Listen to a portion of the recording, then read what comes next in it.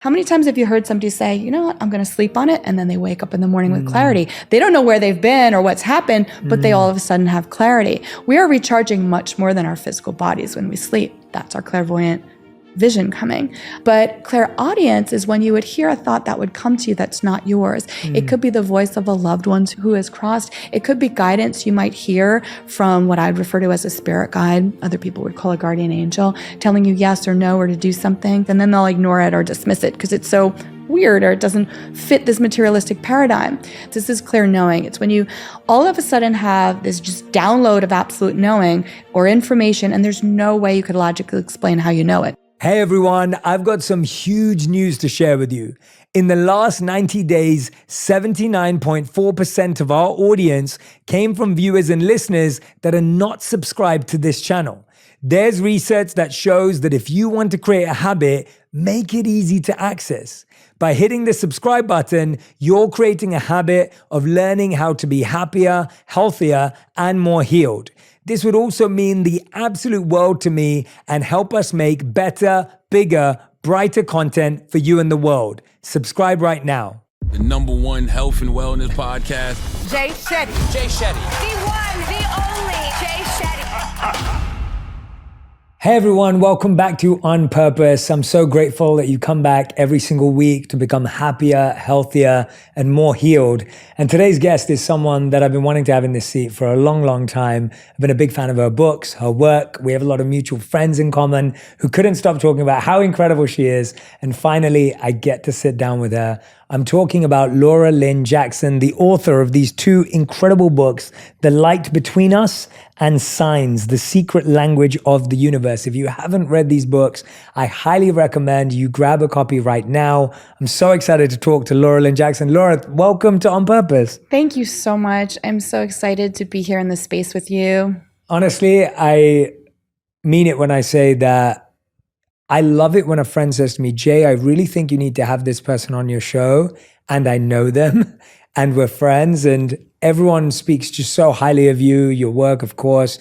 Being exposed to your books was a gift to me. So thank you for doing the work that you do.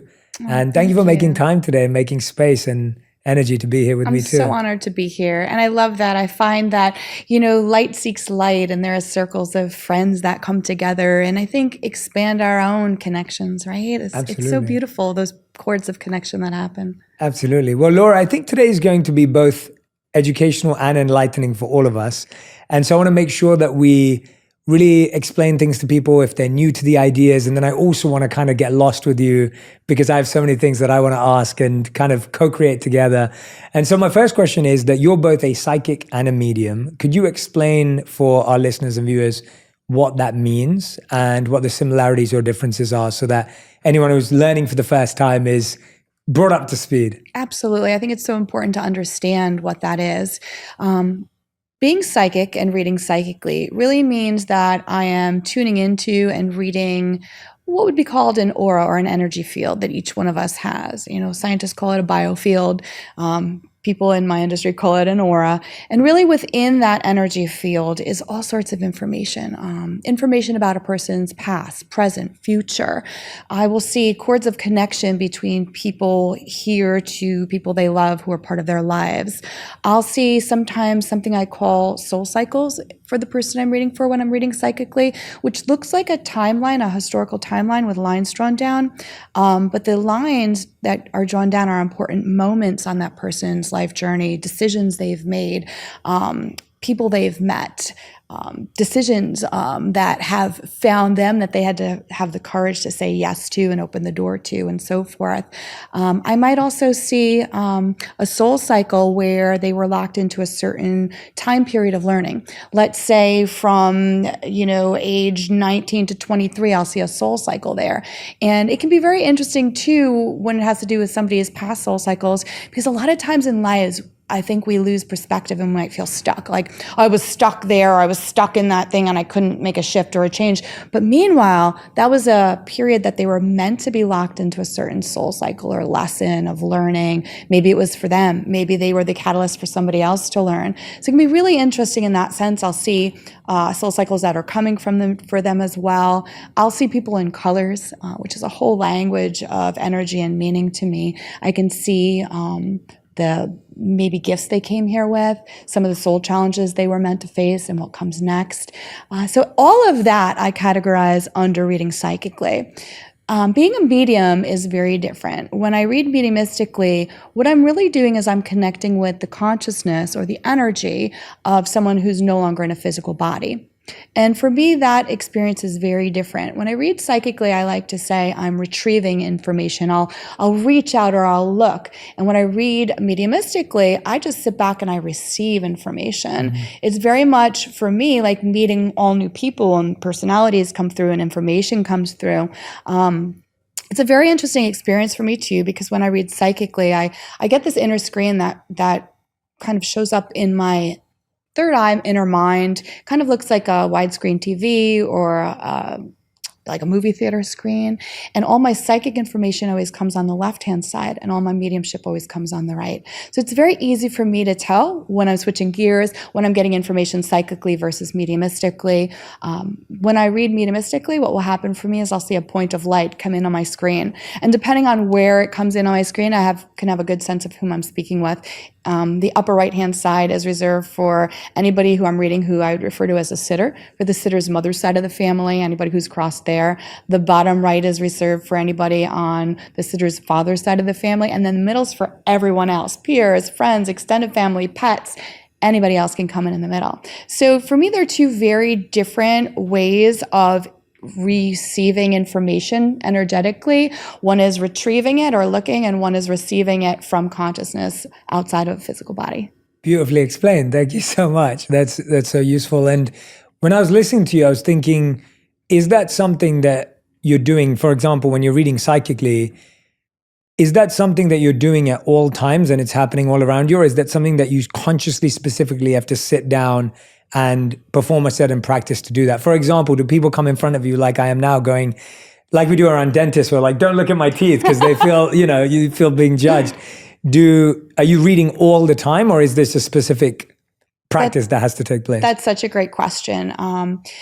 Psychically, in terms of psychically reading, I always have my volume switch on, probably around a 3 or so. I can never shut that off. So I'm always receiving information in a way that we might not be used to, right? We're living in this materialistic paradigm of a world, and we're taught we have 5 senses, but I'm always reading energy, and it's very helpful for me. It helps me navigate my world and my life. I would never purposely psychically peek at anybody's energy. To me, that's very disrespectful. Everybody's energy is sacred, and it'd be like peeking at somebody's underwear to see what color they're wearing. I would never do that without permission, agreed upon. Could I do it? I suppose I could, and maybe in my, teens and early 20s, I maybe didn't honor it the right way, and I would kind of look and see what I could find out about somebody by reading psychically, but it's not something I'd ever do now.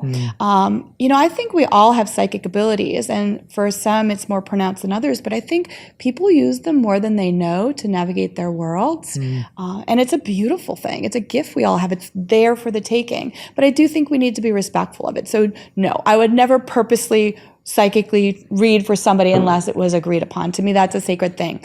Mediumistically, though, that's a very different story. I keep my mediumship abilities closed like a bank vault unless I am actively sitting down to read someone.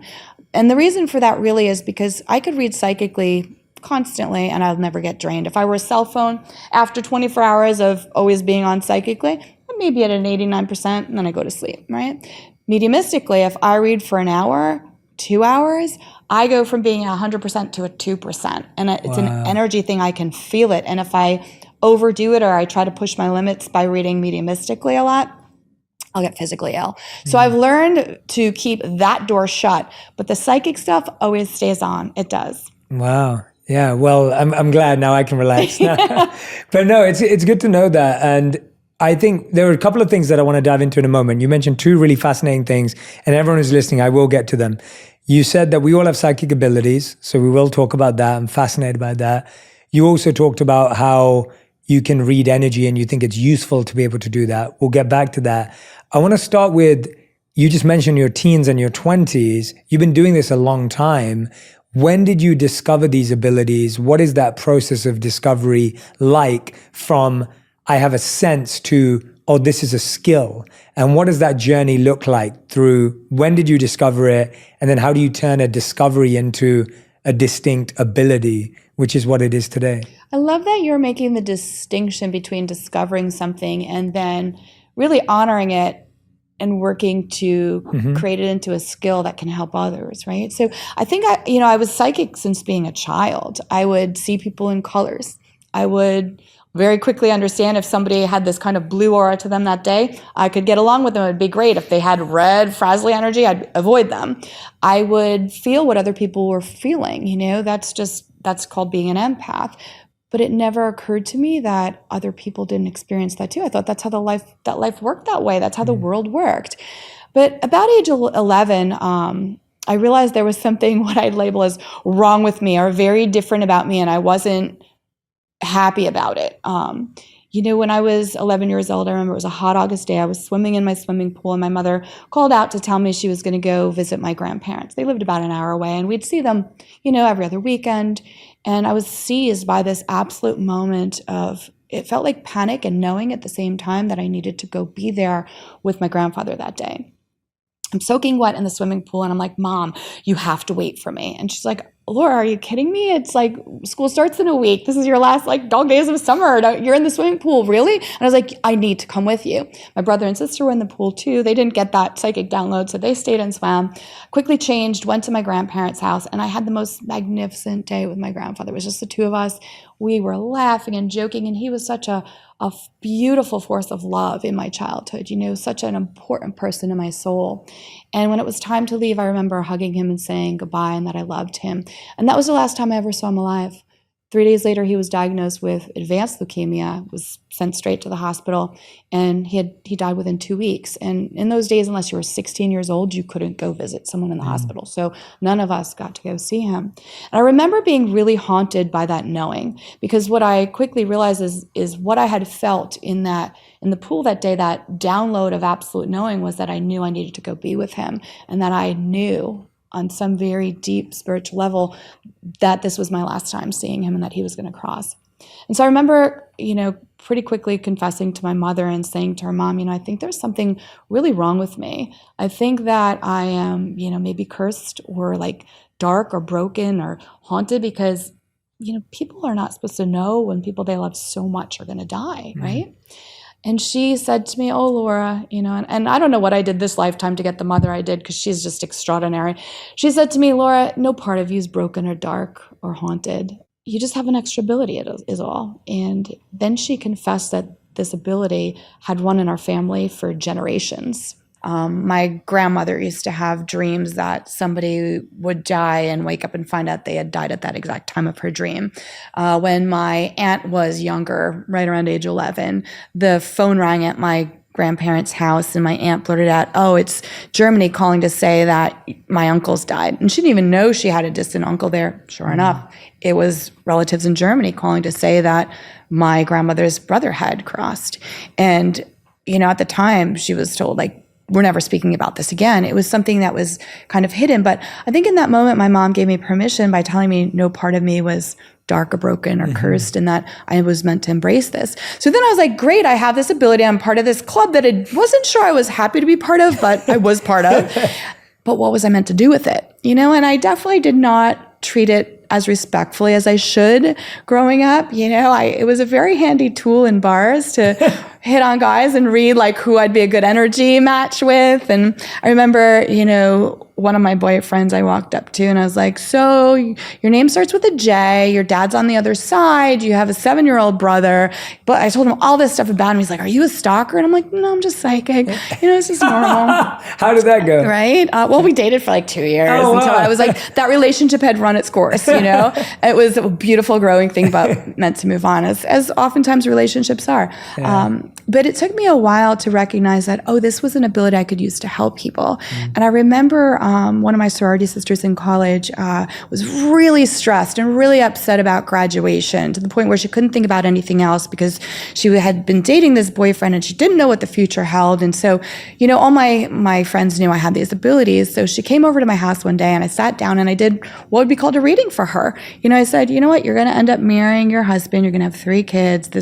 And I could just feel her energy changing. And that did all come true. She did get married, had 3 kids, all of that.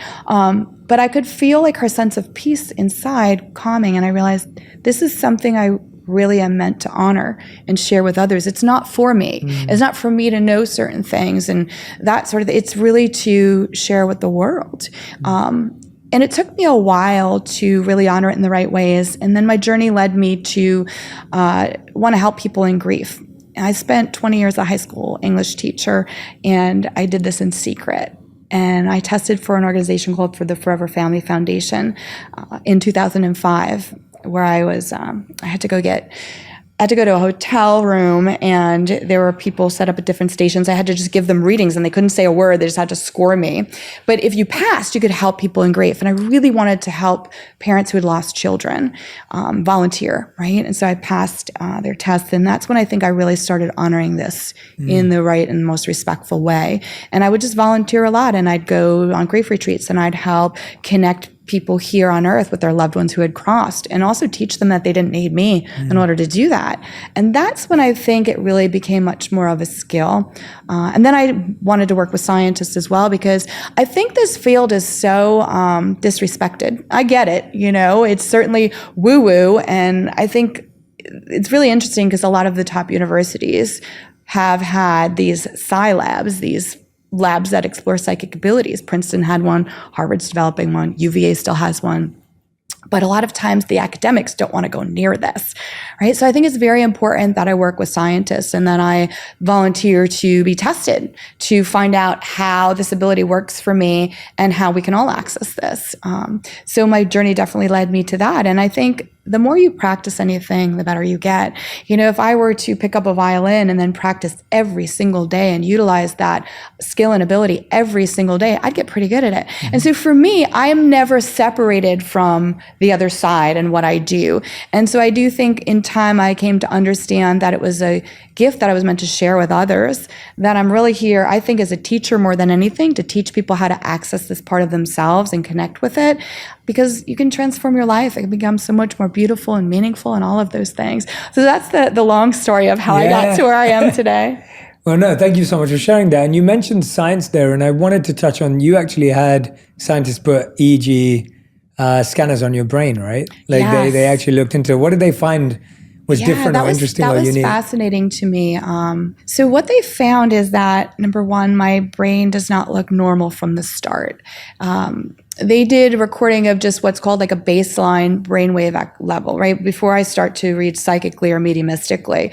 And it was 97.5 consistent with how the brainwave activity of someone who had suffered traumatic brain injury brainwave activity would be. But my brain is intact and it's not damaged. So there's something a little anomalous about my brain to begin with. When I go into psychic mode and mediumship mode, my brain looks different in both ways. How I said that when I read psychically, I see things on the left-hand screen, and when I read mediumistically, it's on the right.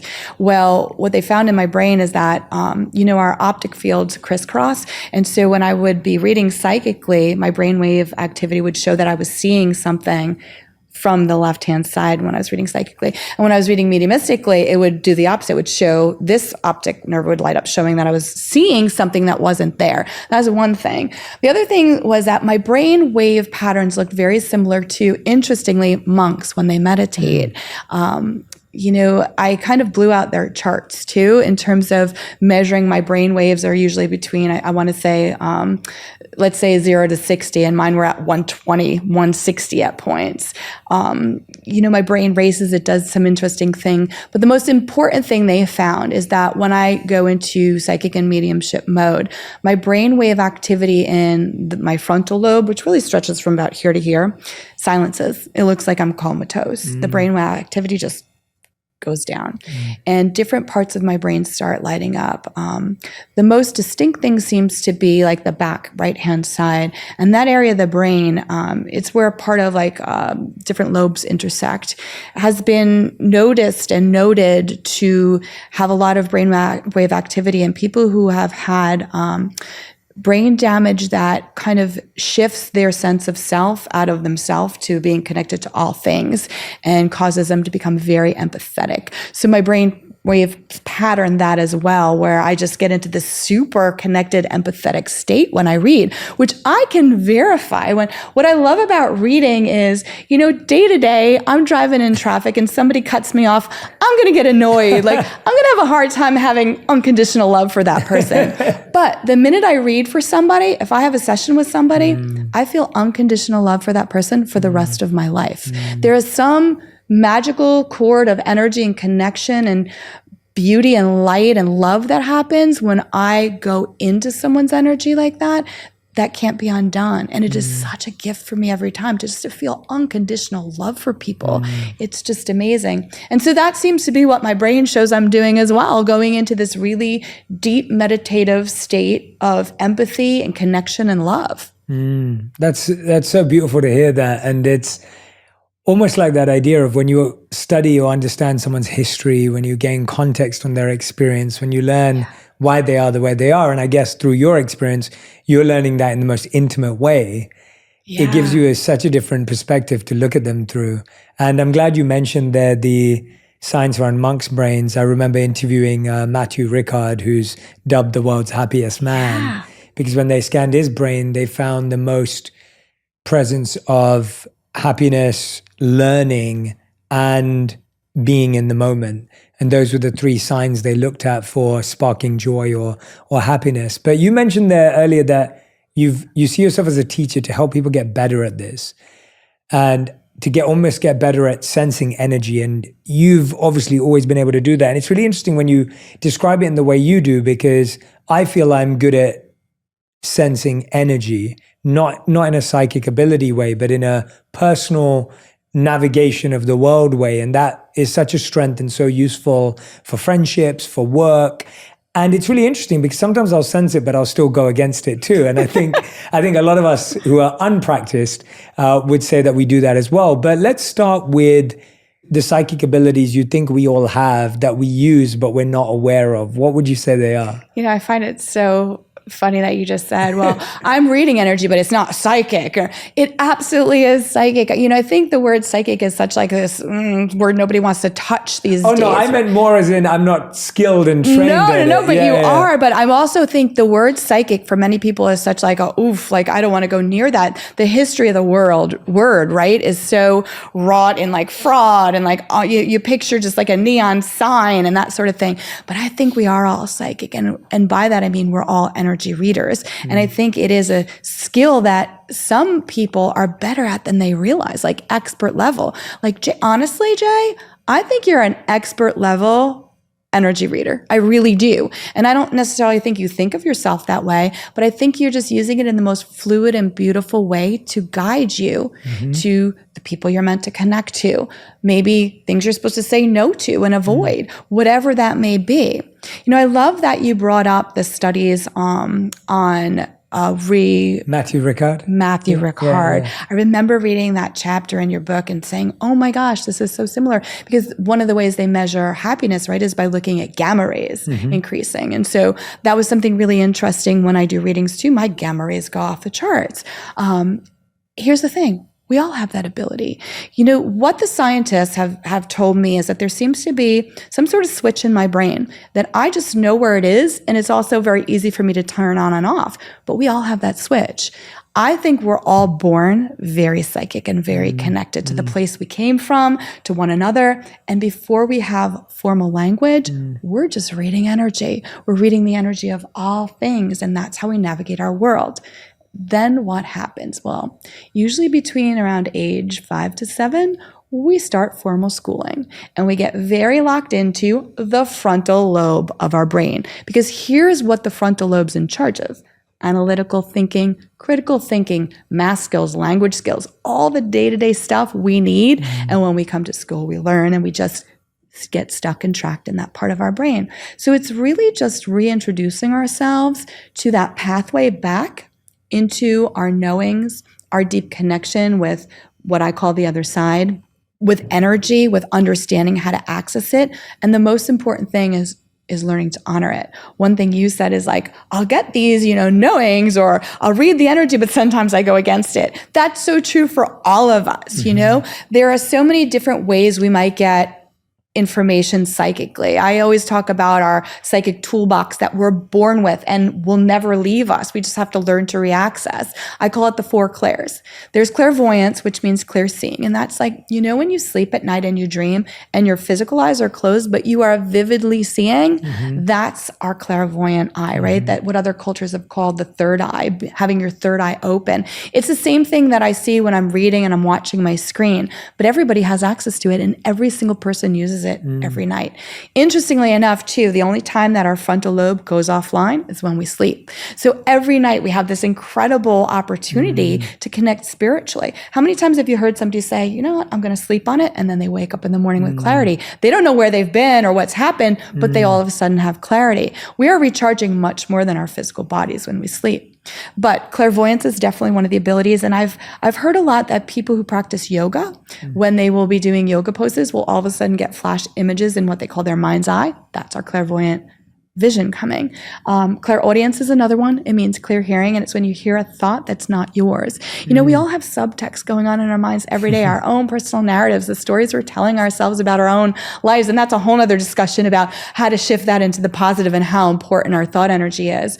But clairaudience is when you would hear a thought that would come to you that's not yours. It could be the voice of a loved one who has crossed. It could be guidance you might hear from what I'd refer to as a spirit guide. Other people would call a guardian angel, telling you yes or no or to do something. It's very rare, but some people, will have those moments of clairaudience and then they'll ignore it or dismiss it because it's so weird or it doesn't fit this materialistic paradigm.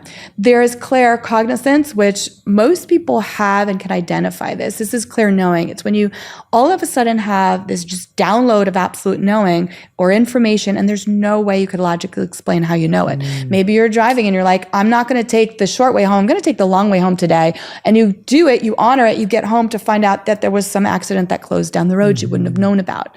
Claircognizant knowings can happen when you meet people. Like, I know I'm meant to know that person or be on their path, or maybe I'm not. It can be about switching careers. It can be about moving. A lot of times when we get claircognizant knowings, they're counterintuitive. So we'll argue and we'll wrestle with it, with what, meditation teachers call that frontal lobe, which is the monkey mind that chatters and chatters, right? And so we'll wrestle with it and try and reject that. But it's so important to, I think, honor our claircognizant knowings. And then the one that everybody has, but some people's volume switches are at like a 1 or a 0, and other people's are at a 10, is clairsentience. And clairsentience means clear feeling. It's all about reading energy. It takes place right in our solar plexus area. We actually can feel energy there, which is a lot of reasons when people say, oh, I have such a strong gut feeling on that. It's because they're being cognizant of that feeling they're having in their stomach and their solar plexus area of reading energy. So, that can be such an incredible tool when we meet people for the first time. We don't just meet them in the 3D, we meet their energy, and we're going to get an instant read on it. And people who are very open clairsentiently, who have purposely open to that, right? They will feel one of 3 things. They will either feel neutral, like, okay, this person's okay, we're just kind of passing each other in the stream of energy and life. Or they might feel what I call an allergic reaction of the person, which is less about judgment and more about not my cup of tea, not on my highest path, I need to avoid. Or, and this is interesting when it happens, you might feel this magnet pulled to the person that you just can't explain how you know it. Like, I need to know you. I need to be your friend. We have a shared journey to get, whatever it might be. And, that might prompt you to do some things that might be a little awkward by today's, day and age. Like when I've met people that I've known have been put here to be, let's say, one of my closest friends, I have literally gone up to them in very awkward ways. When I was 13, I went up to this girl, Gwen, and I was like, "Hi, I'm Laura, and we're meant to be friends this lifetime." And she's still one of my closest friends decades later, right? I did it with another friend, Stephanie. Like, I'll just have these knowings, but it's not just unique to me. We all have them. I think it's so important to trust our clairsentient pulls. The other gift of being clairsentient is you can feel the energy of places. So when you travel, you feel the patina that's there. And when you see art or experience art, you're diving into that in this beautiful way. So those are the abilities. That's the psychic toolbox that's available to all of us. We just have to be reminded of the pathway to get back to that, because we couldn't be separated from that if we tried. That's so beautiful. Thank you so much. And that's so clear as well. I love the way you've laid out our psychic toolkit, and it resonates. I was listening to you and thinking, I've often said, when people have said to me, like, why do you think you've been able to do certain things that are considered risky or difficult at different times? And I've always said, because I started listening to my inner voice when I was 14. And when I was 14, it was really loud. And I remember, and as you're talking about school, I remember school was developing and my parents were guiding me into subject matters. I think the first thing I ever heard my inner voice really clearly say was, don't study the stuff your parents want you to study. Like, you don't need to work on those things. There's something else for you. And I'm sure there was a voice before that day as well, but that's when I remember it being really confident and strong and loud. And that's when I decided I would do art and design and philosophy and things like that I was passionate about, as opposed to science and math and things that my parents wanted me to do. And it was such a big decision at the time. Looking back, it feels like such a small decision, but actually it was huge, because the real decision making that was happening was not what subject to study, but whether to listen to the inner voice or the outer voices. And that was the real decision I was making. And I feel that ever since that age, that inner voice has just got louder and louder and louder. Oh, wow. So today it's really hard to ignore it because it's so strong. And so when I joined the monastery, it was the inner voice. When I left the monastery, it was the inner voice. When I tried to pursue this path that I'm on right now, is the inner voice. And even till this day, I just have to find, it's what you said though, I have to still keep reconnecting back to it, because it's so easy for it to get made weaker, just as easy it is to strengthen. And it's just like that muscle. I'm either tuned in or I'm tuned out. And there are plenty of weeks that can go by where I feel disconnected, and then you have to reconnect. So while you were talking, there were so many parts of it that I was like, oh yeah, I've done that subconsciously, or I've done that sometimes consciously. And even when you were saying a sense of knowing, it's really interesting to me. There are people in my life today in the same way that I have gone up to and said exactly what you just said, where I said, we're going to be friends. And I've been friends with them for years and years and years. And they find it funny as well now. And they've started doing it with other people that they feel connected to, because they saw that I wasn't scared or shy of the rejection or the awkwardness or the weirdness that may develop. What do you think you gave a great example there of school and that frontal lobe, which I think is such a great explanation of the activity of the frontal lobe and the focus there. What else do you think has kind of disconnected us from that inner voice, or weakened us and that connection that we have to these psychic abilities? I want to comment a little bit about some of the things you said that I find so fascinating. The first is you said that you've had this inner voice as like the dominant way that you have been guided in your life. And that is certainly a very spiritual inner voice, right? That's what I'm talking about when I'm talking about clairaudience, which I have to tell you too, is the rarest of all of them. I meet very few people who are actually cognizant of it and have owned it. So I find that fascinating. I'd love to hear in a little bit too, like, what you think that inner voice is, right? I also find it fascinating that you said that really became very pronounced around what, age 14 for you? Yeah. I have found too that between ages, let's say 11 and 14, usually that time period, our psychic abilities, they kind of reopen and turn on. I think it has to do with like biochemical hormones, how we access our brain, how things are working, right? Where all of a sudden we get a second chance to reopen to them. And I have found if you honor them then and stay open to them, it stays for life. It's really, really wonderful. So that's fascinating. The other thing to me too is I have found that when I have been in the energy of someone I call, someone who's here on what I call a global soul mission, there are certain characteristics I'll see about that person. I'll certainly see their colors in a certain way. And I haven't purposely looked at yours because I haven't had permission to, but what I will tell you is that I do know that you came here on a global soul mission, which means, many people are born into certain families in certain areas, and they're meant to learn every lesson their soul is meant to learn in that little microcosm existence, almost like a little snow globe, right? Because we're really just here to love and be loved. Earth is a school for our souls. And most people will stay within a certain area, certain families, they'll have a certain reach. But every now and then somebody comes here on a global soul mission. And so that was never your your blueprint. You were meant to reach and influence strangers a world away that you will never really even be able to understand your positive influence. One of the characteristics is that they have that knowing, or it's been announced to them at a younger age. And I feel like what you're describing happened for you at age 14 was really just a characteristic of somebody here on a global soul mission. I love that you've listened. The other thing I wanted to ask you about that is when you've gotten that, like hearing, that inner voice, right? Has it come in a neutral sense of just like an absolute knowing? So when you were told like, you're not going to study that, this is a different path that you're meant to be on, was it like a yay or a oh no, or was it just an absolute calm knowing that was given to you? I'd say it felt calm but firm. Right. And then you can react after, right? It wasn't fearful and it wasn't forceful. It was peaceful but firm. Yes. In that it knew absolute. the direction. It was absolute. There wasn't, it's almost like there is no other choice. Like, how can there be? Like that kind of knowingness for those decisions that I pointed out, which were like the bigger decisions in life. Kind of like, I especially see it pronounced in what you were saying where, you were saying you go up to people and you sometimes will share like, these are the big events in their life, or the big moments. To me, when I look at the biggest events in my life, they were all against the grain.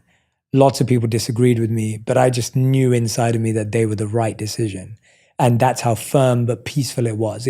I didn't need to convince others. I didn't need others to be on my side. I didn't feel like everyone had to understand me. I was like, I get it. It's there. That kind of feeling, if that makes sense. It makes perfect sense. You're speaking my language. It's so nice to be around somebody who has had the same experiences of what I'd call knowings that I have. And I think we all get. I think it's so important when we have those moments of knowing, whatever they may be, to honor it. And I think that's something that everybody can do in his or her life, right? They can focus on that, they can honor it, and they can act on that. I think our inner world influences the outer world in every way, right? And so it's our relationship with ourselves, the narrative we have in our own mind of what we're telling ourselves about our journeys and our importance here in terms of helping others and being kind and loving and forgiving and all of that that matters. But it's also the information we're receiving. I believe that we all have a team of light. I wasn't raised with any certain beliefs. I was raised Lutheran, and my first concept of God was an old white man with a white beard and a white robe who was all about love. But I very quickly began to, I think, evolve beyond that just because of the experiences I was having and the readings I was doing and the information I was getting. And so I very quickly began to understand that, I absolutely believe in God and a higher power. And it is this source of just love and light and connection between all things that is inherent in us. We are part of, we couldn't be separated, and can guide us in the most extraordinary ways into our highest way of being here, right? But then I also began to understand that we each had a team of light, and God was one part of that team of light, and the other part was what I call spirit guides. which throughout time and history, different religions have called guardian angels, this realm of angelic being consciousness, call it whatever you want, that guides us and mentors us.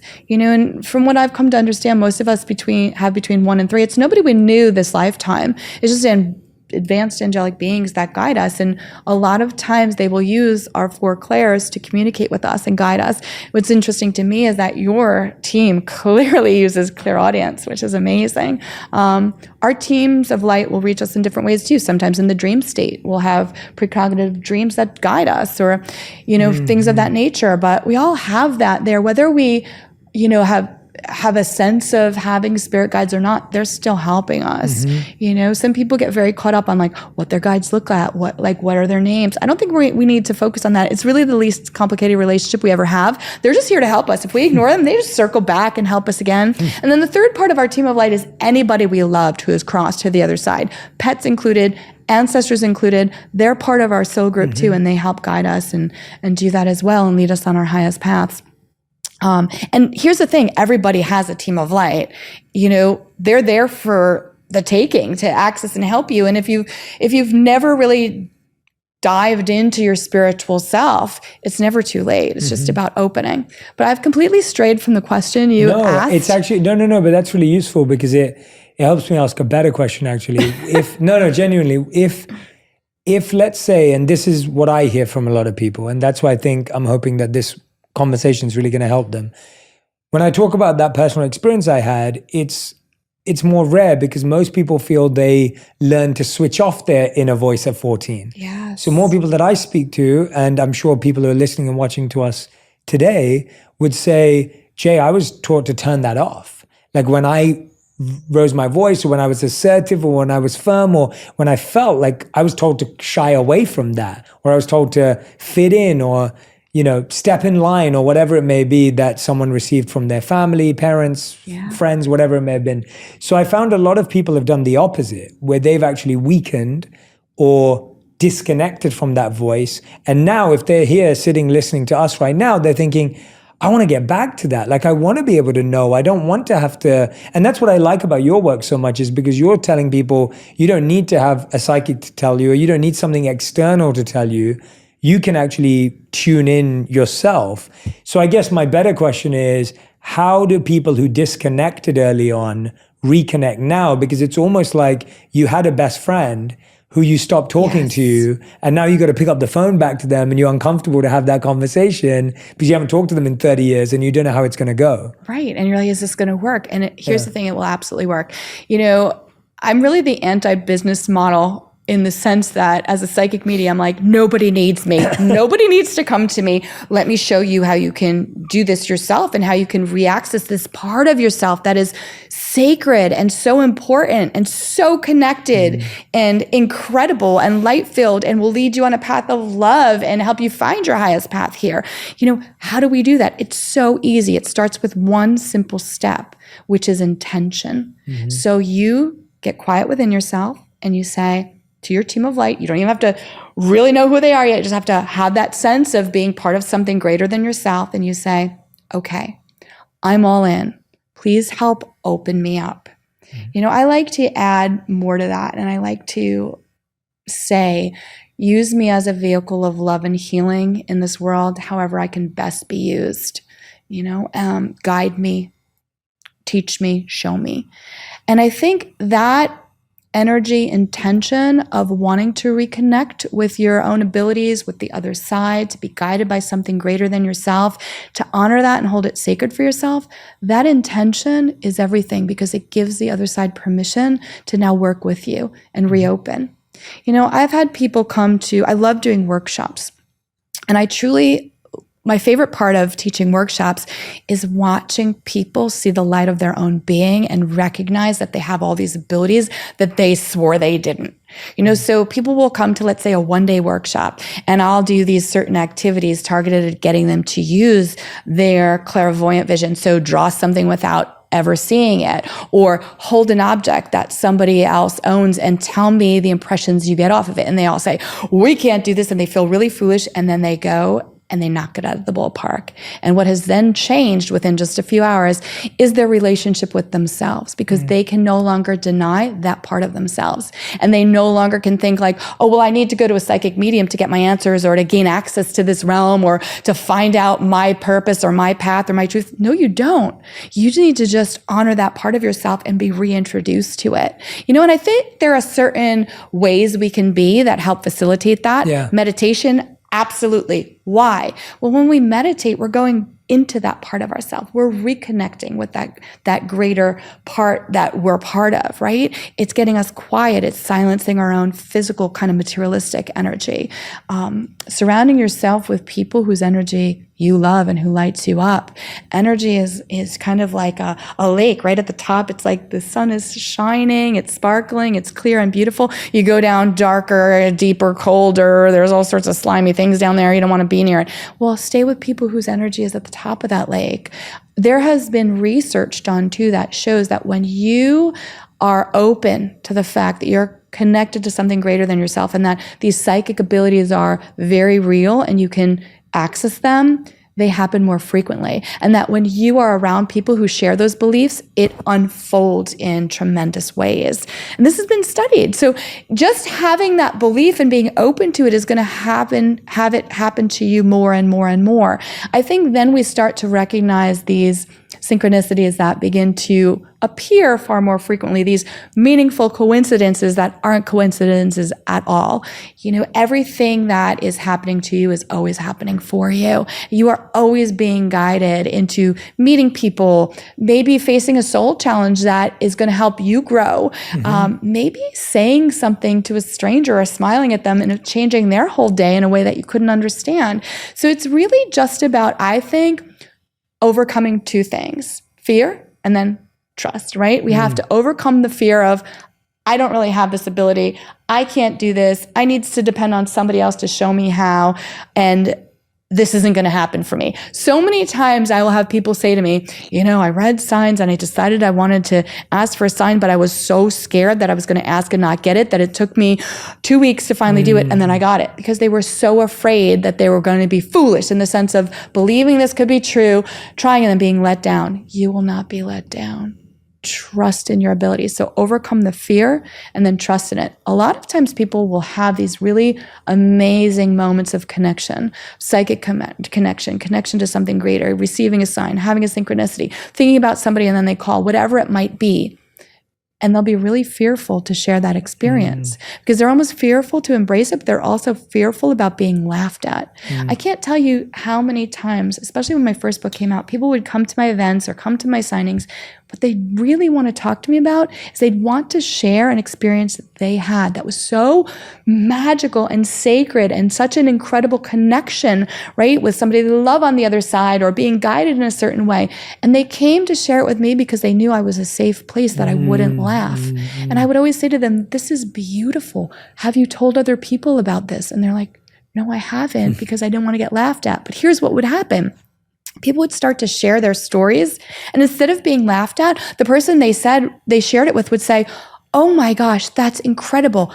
I had a moment like that in my life too. Let me tell you about it. And it would unfold this beautiful, beautiful history of like this magical moment of connection the person had. And that energy is contagious, that light energy, that positivity, that knowing that we are connected to something so much greater than we can even fathom, that we are so much more loved and guided and protected than we can imagine, changes your life. It makes things miraculous.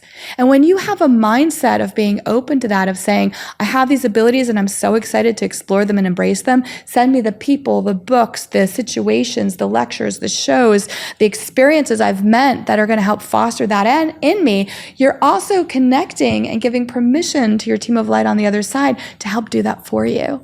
I think it's just beautiful and magical when we do that. So nobody needs me. Nobody needs anything prescriptive. All a person needs is the intention that I want to open to this and I'm willing to explore this. My guides have always told me, be open. That's my mantra. Like, be open to what is brought to me, be open to the experiences, to the people, to wherever I'm guided. And then also trust the energy you're picking up on, right? Trust that that's all anybody ever needs to do. Everybody has a purpose. Everybody came here programmed with such unique and special gifts that they were meant to find, honor, and then share with the world, right? And then share with others and help other people do that. That's true power to me. It's when we find what we came here gifted with, we honor it and share it, and we help others rise. I think this materialistic world often sends us the wrong message that power is, this false power actually, which is power over others, right? Oh, have people envy you or be able to control people or be able to do this. And that's not what power is. Power is helping others find their light and shine it and share it and rise together. Yeah, I think you brought about two really beautiful points in fear and trust, which is what either blocks us or opens us to these ideas. And I think that what would be really interesting to explore with you is, how do people know the difference between, and maybe what you're answering is somewhat, maybe you don't need to know, but I guess the difference between infatuation and then a deeper frequency connection. So like, we've all had moments where we're like, this is my person, this is the person I'm going to spend the rest of my life with. And we feel like we know. And either that person doesn't want to be with you, and then you're like, well, no, how can they not? They're my person, I know. Or there's the other side of it where they do want to be with you, but then you get bored or that feeling goes away after a couple of years or maybe even less or more, whatever happened. So I find it's really interesting. Do we need to know the difference between infatuation and a frequency connection? Or is the experience of the infatuation part of the journey we're meant to go on anyway? I love this because we're getting into the topic of love, right? Which is really what we're here for. We're all here to give love and receive love. And any opportunity we have to give that or receive that, that's it. It's that simple. That's the meaning of life, right? But now we get into like romantic love and what does that mean? And we can even go into the concept of soulmates and what are they? But let's stick right now with infatuation, that sort of love, right? It's almost as if a button's been activated in us that's like, this person, pay attention, this is really important. And we can feel this magnet pull to that person. What does that mean? It can be confusing. Well, here's the thing. There is so much going on behind the scenes on this spiritual energy grid that is unseen, right? So your soul and that person's soul may have a soul contract. You might be part of the same group. They may be a soulmate. You may have agreed to be here for a set amount of time, like you spiritually contracted to be together for X amount of time, and then you'll need to re-sign the contract. But at any moment, both of you have free will. Now, here's the thing. We are always at all times a three-part equation. We are spiritual light energy. I mean, that is literally what we are. When scientists look at this too, and they break down your body, like they break down the body systems to the cells, to like the, protons, and they split things apart. What we are just streams of light that behave cohesively to come together to form cells, to form body systems. So we are made of light, right? So we are physical light beings stuck in these physical bodies. It kind of feels like a sausage full of stuff, never feels fully comfortable, right? So that's the two parts. And then the third part, and this is the most important part, our free will. How we steer the ship of our spiritual light soul in our physical body, the choices we make, the decisions we make. That's where it gets tricky with infatuation and love and all those things, right? Because every single person has free will. Sometimes people will meet, one person's soul will kind of have this inner conversation with that person like, whoa, that person, if I want to be with that person, I'm going to have to do the really hard work this lifetime now. I'm going to have to really face my fears. I'm going to have to work hard and grow my soul. I'm going to have to learn about self-sacrifice. I'm going to have to learn about like what it really means to love somebody and to give to somebody without, having conditions. Am I ready for that? One person's soul might be like, I see it, but I'm not ready for that right now. And they'll leave. And so the other person's like, but we're supposed to be together. You're my soulmate. I feel such a connection. They're not wrong, but they can't control the other person's free will. Right? I think also infatuation can be an inner guidance system that leads us to qualities we like and celebrate about others in our lives. So let's say we're infatuated with somebody, but then that relationship doesn't end up working. They're not into us, right? We say, what was that about? Well, number one, we probably read and connect with their energy. But number two, what we can learn and take away from that then is, what qualities did that person have that lit me up? Maybe I need to put, a statement out to my team of light in the universe, like, a manifest, this is what I want in my next partner. Maybe that was meant to show me that. And then, of course, there's infatuation that leads to a much deeper love, right? With these beautiful relationships that grow and grow and grow and are multifaceted, which I think is the most spectacular journey we're all on here, And I think that even within our own beings, we can get infatuated with certain aspects of our own personalities or diving down a rabbit hole, but we're so multifaceted as well. I think in order to truly love someone else, the relationship we need to work on is the one with ourselves, and we need to have self-love and be truthful with ourselves so that we can then bring that energy to others. And so infatuation is it's almost like the hook, the cord that maybe pulls us to someone. But what comes next is the most important part. Is that person's soul ready? Are we both ready to take this on and explore the multifaceted way that love is? The sparkling kind of diamond that love is? Or do we just want to leave it in this kind of, because infatuation's not the highest vibration of love, right? So do we want to leave it there and just have a fun time and then go our certain ways, and maybe like 3 or 4 years from now we'll find partners where we're ready to do the hard work? It's really an ongoing conversation of energy at all times between people. What are the different vibrations? If, as you just said there, infatuation is not the highest vibration of love. If there were frequencies and vibrations of love and connection that we can more formulaically understand so that we can decipher. I always say how, to me, trust has 4 levels. Like, I think we start with people at 0. We should start with people. Generally, I start, and this is to not block intuition, but to protect sometimes from infatuation. How when I meet someone, intuitively, if I feel like I can trust them, that's great. But I still want to start with a 0 level of trust, because I want trust to grow over time, as opposed to just expect that this person knows me and I know them. Yes. And then I find that there's transactional trust, where I know if I do something for you, you'll do something back. And that's actually not a bad thing. I think we see that as unsexy or uncool. But it's like, it's really good to know that when you do something, someone does something back. And when they do something, you do something back. And then higher than that is reciprocal trust, where I do things for you and you do things for me, but we're not counting, we're not looking. And then there's unconditional trust, which of course is the rarest form. When we look at frequencies, or as you said, vibrations of love, and I love that you said infatuation's a lower form.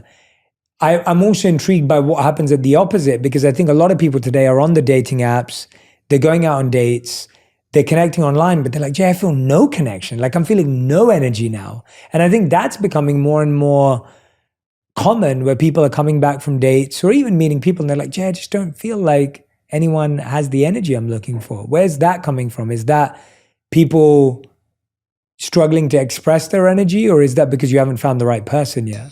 There's so much I want to dive into. Let's do it. Let's dive into all of it. Oh my gosh. Yeah, Okay, I'm going to start with the last thing about, let's say somebody is on a dating app or they're going on dates and they're not feeling a connection. Well, I will tell you this. I have done readings before where I've had to say to people, and let's say it's a girl in her early to mid 20s who just really wants to find her soulmate and get married. I remember saying to somebody first, you're going to meet this person in about 3.5 years. I gave the name. They gave it to me. And this is your path. And she was so upset. She said, what do you mean? 3.5 years? I'm just going to waste my time for 3.5 years? What? And I'm like, this is how it is. Well, it turned out, this all came true. This person had been married to somebody else at the time, because he had a soul contract with that person's soul. They were working it out. They finished their soul contract, had grown as much as they could, were meant to be released from that marriage, went on, met this person, and she was meant to be with him. Sometimes if something's not working out for you, it's because the universe is working for you, because your soul and someone else's soul might have a meeting point that's coming up in X amount of time, and you're gonna need to be patient. But here's the most important thing. In that time, in what I call the waiting room of like wanting that so badly, waiting for that relationship, If you get to the airport early and your plane's delayed, are you going to sit in the waiting room and stare blankly at the wall and just go into this place of low vibration where you're angry, feeling like the universe is forgetting you, become bitter, you just twiddle your thumbs and you look off and you're just stomp around? Or are you going to be like, how can I utilize this time? How can I be creative, or what can I read, or who can I meet? Who am I meant to meet right now? And utilize that time in a positive way. You're going to shift your whole energy. So a lot of times if we're stuck and we're not meeting somebody right now, it's because you're not supposed to meet someone right now. One of two things is usually happening. You're first meant to do your inner work to elevate your own, you can call it a vibration if you want, to get clear and shiny in your own energy. So that level of lake energy I'm saying, you're going to meet all the people on this vibration, not the fish swimming around on that vibration. Because if you have not cleared your energy and gotten clarity and really stepped into your own light energy, you're not going to match with somebody of the same energy. And you can look at just sound and vibration studies of this. If you play a vibration and something else is tuned to a different vibration, it's not going to resonate. If you play the right vibration, it resonates. It's drawn together. People's energy is like that as well. We have to trust in that process. So again, I think we're going back to trust. Because either the narrative we're telling ourselves is, I'm forgotten by the universe, there's no match for me, I'm never going to have love, on some way I must be unlovable, I hate my circumstance, whatever that is. If we're telling ourselves that narrative, we're making that our reality. But if we're telling us a very different narrative, nope, I trust the universe. And I trust that there is a divine path set out for me. And my job is to be open and be able to recognize it when it gets here, and to be patient, but to not be bored, to fill myself up with being vibrantly engaged in life, so that when this comes to me, I'll recognize it and I'll match it. It's telling ourselves a very different story, not one that we're forgotten and we don't matter, but one that we matter in extraordinary ways, and that we are being guided into our highest path, and that there is a relationship waiting for us. And I think that changes everything, right? I think shifting our own vibrations too, will help bring relationships of a higher love level to ourselves. The best thing we can do here is dwell in the currency of gratitude, forgiveness, kindness, and doing things for others. And that can be in a very small way or a big way. If you don't feel like you've got a lot of energy in your tank and the most you can do for others today is smile at a stranger in the store, go do it, because it's going to matter. Every action we do matters. Every thought we have matters. It either puts darkness into the world or it brings light in, right? And so it's about giving back to others. When we get in that frequency of gratitude, love, forgiveness, kindness to others, we are going to match with people of that frequency too. So you know what? If you're in a kind of negative energy space, you don't want to meet somebody right there, because guess what? You're going to meet somebody else in a negative energy space. Be patient. Work on opening yourself. Trust and be guided. Here's the thing. Nobody's in this life alone. We don't come into this world alone, and we don't exit alone, right? We're greeted. We come into this world surrounded by other people. And when we leave, we're greeted by a team of light on the other side. A lot of times our pets will bound up to us, etc. So even when we're here, we're not alone. We're always connected to the other side. And you can ask for help from your team of light. Say, I'm really excited to meet this person or have this love enter my life. Please show me and guide me, and then surrender it. Because doing that is also allowing yourself to understand that you're part of something so much greater than yourself, and that you don't have to micromanage it all. Let's say you're in a relationship right now and it's feeling stale or it's feeling stuck. Well, that's a really good sign that you need to grow and your partner needs to grow. And it's time to dust off the cobwebs and become a better version of yourself. And you don't need to wait for your partner to be the catalyst for that. You can jumpstart it for yourself. You can go start doing things that interest you. Shift from a negative energy space into a positive, because the people we're connected to, it will pull them up as well. And it will help you understand what you're responsible for versus what they're responsible for. So I do think that there are many different facets to all of our love relationships, right? And I definitely think that the highest is unconditional love. You know, it's I think feeling this sense of wanting peace and joy, and for a person to be surrounded by love, independent of your role in any of that. I think feeling unconditional love for somebody is the gift in and of itself. You don't even necessarily need to be unconditionally loved back. When we get to that state within ourselves, we have created this nirvana, this heaven within ourselves of being in that energy, of feeling that for another person. It's everything. Yeah. Yeah. I think it's so interesting. You've mentioned peace so many times, and I feel peace is so underrated. Yes. We think of pleasure, we think of joy, we think of happiness, and we don't really think about peace, even though it's such a beautiful place to live and a beautiful way to live. I think if we sat there for a second and we thought about it and we thought, wait, do I want to be peaceful or do I want to be, something else? I think peace would probably win if we really sat and thought about it. If we thought about the best times in our life, it's when we felt peaceful and still.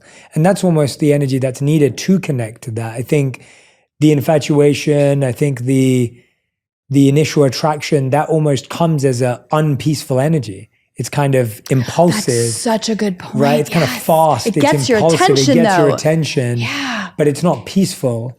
And we then start likening that feeling to being in love or to feeling connected.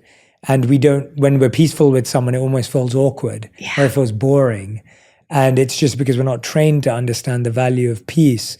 But in all the work that you do and all the work that I'm thinking about, it's like, I know that when I'm at my most still and my most peaceful, that's when I'm most connected, when I feel most aligned and centered. Obviously not when you're running around. I'm just thinking out loud about that idea of how people can notice the power of things we've not been trained to notice, right? We've been trained by movies and music to be trained to see speed and impulse and immediacy as attractive and cool and beautiful and powerful.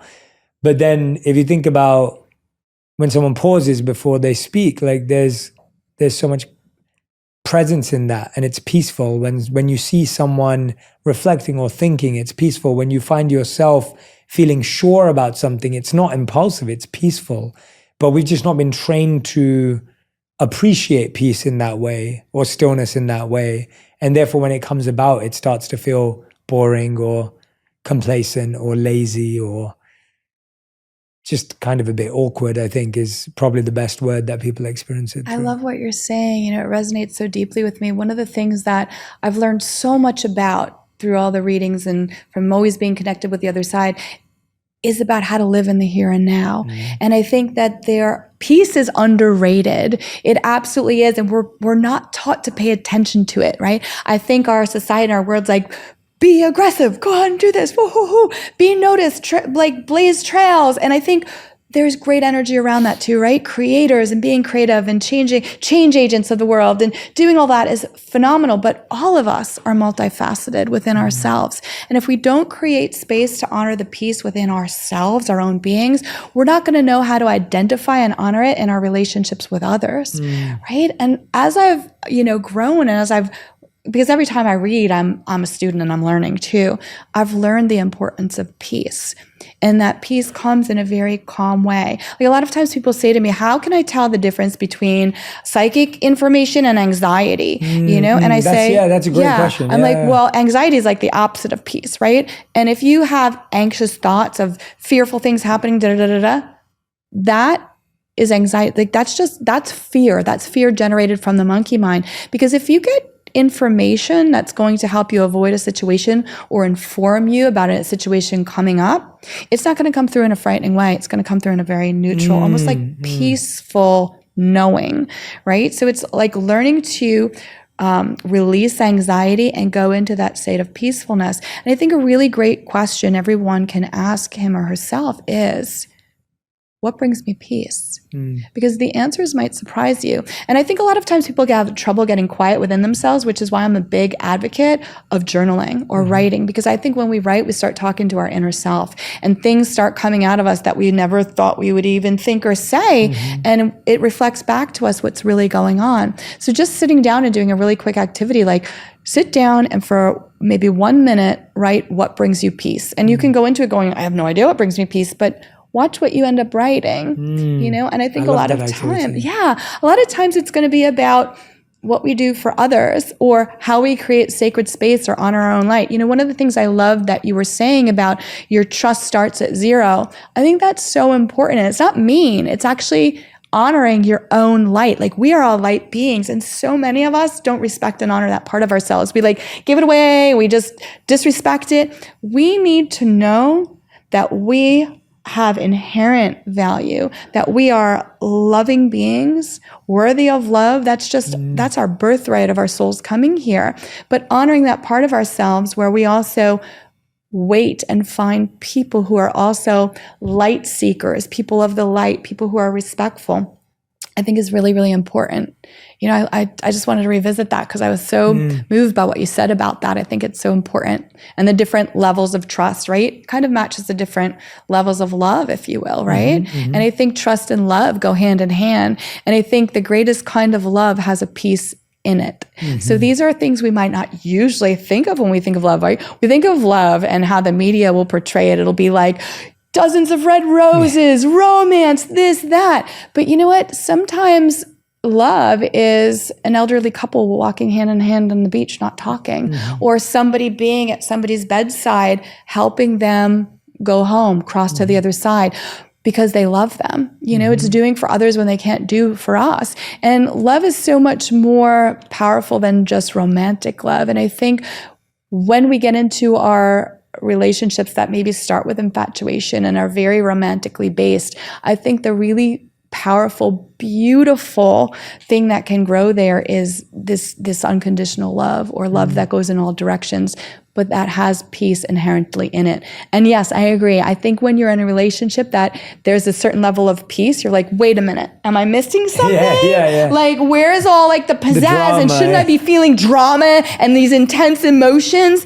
And maybe if you're feeling peace in a relationship, you've just hit one of the highest levels possible. And instead of celebrating that, you're going, wait, what's wrong here? I think we need a date night. You know what? No, maybe you just need to sit quietly and not say anything to each other, or just project gratitude towards that person that you're in each other's lives. You know, it's really beautiful. I also think it's a great thing to write people love notes. And I don't even mean this in a romantic way. I mean, when we think back over our lives of people who have lit us up or had an important moment on our path, or maybe just made us happy that week, take a moment and literally write to that person and say, and now we can text, right? We have cell phones, there's no excuses, but you can do an old school handwritten letter too. I just want to let you know how much that meant to me when you said this to me. Or when I was in 4th grade and you told me this about myself, I never told you how important that was, but it was. Maybe it's a family member. We want to say, thank you so much for making me feel seen 7 years ago when I told you this. Whatever it might be, I think the more that we celebrate those loving relationships in our lives, we honor them, it makes our whole vibration rise, right? And it creates this climate of like kindness and love and gratitude. I think gratitude's so important. And I think feeling gratitude for the people we are privileged enough to love this lifetime is so important. Yeah. How important are tangible signs? Like, there's obviously people talk about patterns in seeing hummingbirds, numbers, like physical signs. Like, how important is it for people to find those, discover those, notice those? And a follow-up question to that is, actually, I'll save it because we both, yeah, let's start there. Let's talk about signs and how important signs are. Signs are important because they can transform your life, like in extraordinary ways. I always say to people, listen, you don't have to believe what I'm saying about what I've learned about us being loved and guided and watched over. Why don't you just open up and try and experience it yourself and make it tangible? I mean, we are stuck here right now. I mean, stuck, but I don't, right? Our souls chose to be here in this materialistic world right now. Being here is a gift. But we are in the materialistic world, and there's all sorts of energy around us that's unseen, that's there, that we pick up on, that we don't have tangible proof of. So why not marry the two? Why not ask the other side, or teams of light, the universe, to send us tangible signs so that we can see proof and glimpses of that connection? And it will happen. There's a language around us at all times that has been guiding us, showing us, teaching us. But the great thing is we can open to it and expand on it at all times. Whenever I've learned a foreign language, I've always gotten thrilled every time I learned a new word, because now I could communicate more readily, right? So when we create a language of signs with our team of light, with the universe, and we ask to be guided by that, and we ask to be shown evidence that we are watched over, that everything happens, for us on our path and so forth, or that maybe a loved one is around us us, still present, that love continues after bodily death. We ask for a sign of that. It can change our lives in extraordinary ways. And I say, there are default signs that our team of light has been sending us, or the universe has been sending us since forever. And then there is also a language we can open up to. So the default signs are pretty interesting. A lot of times the other side will like to manipulate electrical devices. So back in the day, flickering lights, they'll still do that. Or a lot of times now that we have, iPhones, they love changing when we're texting someone, changing words there. They will love putting things in our social media feeds, like articles, all sorts of things, information. They'll still, turn the TV off now and then to let you know they're around. They like to put coins in our path, pennies, dimes, nickels. Why? Well, I think it's very easy when we are in a form of state of energy to kind of manipulate small metallic objects. But then they like to also guide creatures into our path. And I've found something here. It's always creatures that navigate the world using electromagnetic fields. Again, these unseen energy fields all around us. So birds, butterflies, deer, dragonflies, ladybugs, bat, fox, they will put them in our path to kind of get our attention and be like, hello, there's something more going on here, we're with you, etc. But we can ask for anything we want. A lot of times the universe too will send us signs in numbers. Like, I am not a math person. I taught high school English for 20 years. I'm all about literature and energy and connection, but I have great respect for math. And it has been taught to me from the other side that the whole way this kind of materialistic paradigm works is through sacred geometry. Math matters. They're a language of itself. And so a lot of times the universe will send us mathematical signs.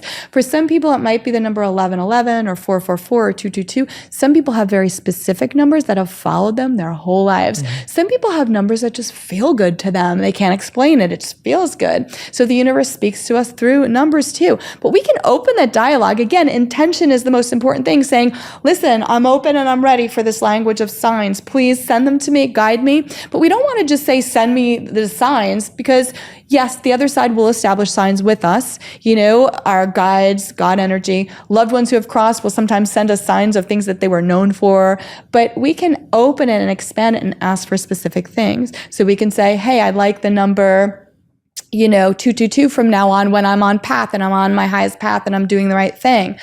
We can ask for songs as a great way to connect, send me this song.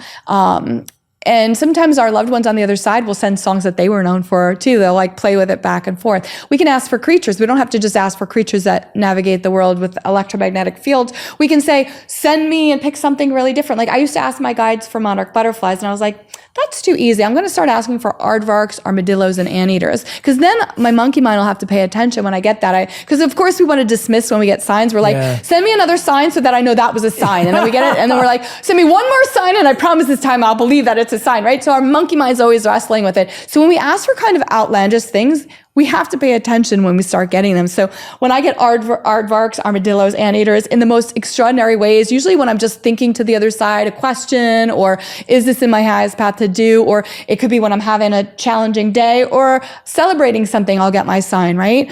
We can ask them for anything we want. But I always say change it a little. Don't just ask for like an elephant, ask for a purple elephant. We can ask for phrases too, can be a great thing. Ask for a phrase and just be open to the language, be open to recognizing when the other side is talking back to us. I think it can transform our lives. It can help us find our highest paths. It can help us know unequivocally that we are not alone and that we are part of this great fabric of existence and that our paths are intertwined with other people's journeys and paths in ways that we can't fathom.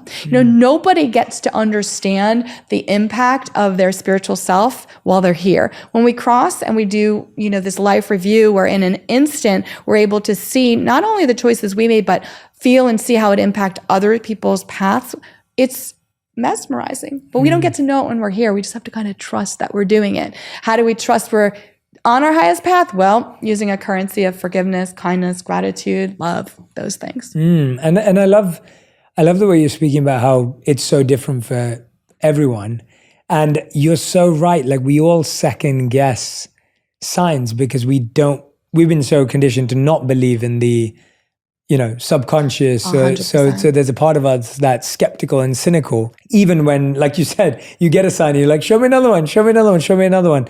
And you rightly pointed out, that's that monkey brain. How do you know when, let's say it's a sign you haven't asked for, how do people know when it's a warning versus a positive? Or how do they know when it's like, hey, I'm telling you to slow down versus, oh, this is on the right path? Is that a language that you have to create and build? Or is that something that you're learning to listen to more closely? Well, I think it's learning to listen to more closely, but at the same time, you are building it every time you do that, right? It's honoring it in the proper way. So if something gets our attention as a sign and we're like, wait, what does that mean? I think the impetus will be like, oh, let me call a psychic medium and ask what that sign means. And that's not what you need to do. You actually just need to get quiet within yourself and you ask your team of light, can you explain to me what that meant? Can you show me something else to guide me with that? Or can you let me feel what that means? And we will have a sense of, oh, this is helping you avoid this, or this is leading you to something. The answer is within ourselves all the time. So all of us have the answers within ourselves. Our problem is we can't quiet ourselves in order to access that part. We don't create space for that. We're always looking to get the answers elsewhere when it's all right there. So if this is what I always say to people, if you got something that you think was a sign, it was a sign. You don't need to get validated by a psychic medium to know it was a sign. If you have that moment where your thoughts, your energy is like, is that a sign? It is. It means they've gotten your attention and you've recognized it. You know, can you imagine like the hoops and the things that they jump through to get us these amazing signs in the exact moments, and then we get them and we're like, I think that was a sign, but you know what? I'm going to reject it. Yeah. You know, what we do, like, so when we honor it, and the greatest thing you can do when you get a sign is to tell somebody about it, because then they know and you honor it, and you're also sharing that energy with others, and you're helping open up other people to their signs, right? It's this great chain of light and connection. So I think that the answers are always within us as to what the sign means. And if you got something that you think is a sign, it is a sign. But what I will tell you is the way the other side works is they do not dwell in fear and they do not use fear. If I ever am doing a reading for somebody or somebody gets a certain sign, it's not to scare them that something bad's going to happen or this or that. It's to guide them or prepare them or let them know, listen, I'm right here with you. You're not alone when you go through this, or we're here with you, right? Sometimes we'll get signs just so that we know we're being loved and supported through whatever it is we're going through. It's not that the other side has this magic wand that can be like, okay, we're going to help you avoid this thing that your soul signed up to go through so that you would grow and learn and understand, right? They're not going to wave that magic wand and stop that from happening, but they're going to be right by our side the whole time being like, you got this. We love you. We're with you. You're so precious. You are so important, right? And having that knowing within ourselves is the most important thing. So it's like getting our spiritual self on, reconnecting in that way and trusting that we have the answers ourselves. And if we just get quiet, we can hear it. Yeah, I'm so glad you went into the clarity of that, because I think for so many people, they think that that fear or that anxiety is a sign. And to know that that's not how the universe communicates in that frequency, I think is a really clear line for people to draw. Because I think often we think we're sensing things, but most of them are based on worry, anxiety, or stress or pressure. And that's a very real thing. And I think the stimulus that is out there in our world, it perpetuates that. It's like the snowball effect of anxiety. The other thing is too, just being an energy reader in the world, which we all are, we pick up on other people's anxiety and energy, and it snowballs for us. Listen, I'm a psychic medium and I get really bad anxiety sometimes, especially with my 3 kids, right? I'll be like, but what if this happens? What if this happens? And I have learned to understand that fear is a liar, that anxiety is a liar. And so when I get these moments of chattery anxiety, I take a step back energetically. I ground myself within my own life. It's like grounding myself in my own being, right? And I say this to myself, actually, everything is working out for me. And I just leave it, because it silences the anxiety immediately, because it reminds me that I am guided, I am loved, I am protected, and that I'm never alone. And I think it's so important for us not to feed into our anxiety cycles, right? And some behaviors can help unplug from that too, right? Maybe turn off the news. Maybe go, like, even if you're not an artist, I'm going to label that way, like a professional artist, go engage in art, because art is being connected with God. Like God is this force of creation and love, those two things. And so whenever we do art, we are being godlike. We are tapping into that godlike energy. I think the mistake we make here is thinking, oh, we need to be an expert artistically in this to do it. No, it's the act of creating and doing art that rebalances us and connects us to something so much greater than ourselves. So if you're feeling anxious, go do something artistic. Whether that means listening to a song you like and just really listening to it, or if it means going and doodling whatever comes out of you, even if it's like chicken scratch and you wouldn't show it to anybody, you've now done it. It's going to recenter and rebalance your energy and try and release that anxiety. Yeah, and I'm so glad you said that as well, because I was about to say that, and I want everyone to remember this, you don't have to sit still to experience stillness. Yes. You can experience stillness while running, whilst driving, whilst painting, whilst journaling. Stillness doesn't mean not moving, right? And I think we have that belief that to make that distinction. Yeah, like my conversations with myself or my conversations with the universe mostly happen while I'm driving on my own. Like that's just a place I feel very comfortable to have conversations or to have discussions or to have reflection and think about things and talk it out. It just works for me. And I know a lot of people who do it while swimming or while running or, you know, whatever it may be. And so I want people to also understand that when we're saying sitting still, yes, meditation is a beautiful tool and technique. And yes, I do recommend if you can sit with your thoughts for 20 minutes a day, it's a beautiful thing to do. But I think there are other ways of finding stillness that include movement. Yeah, so this concept, I love what you're saying of being still within yourself. To me, it's also about like connecting, right? Connecting with your spiritual self. And it's so interesting to me, the list you just gave, because it's so characteristic, right? Driving is one of the main ways that we disengage from the frontal lobe, because our body is doing rote things. And so we are distracted and we can get the psychic downloads. We can get that connection. What you're calling stillness is that state of connection, right?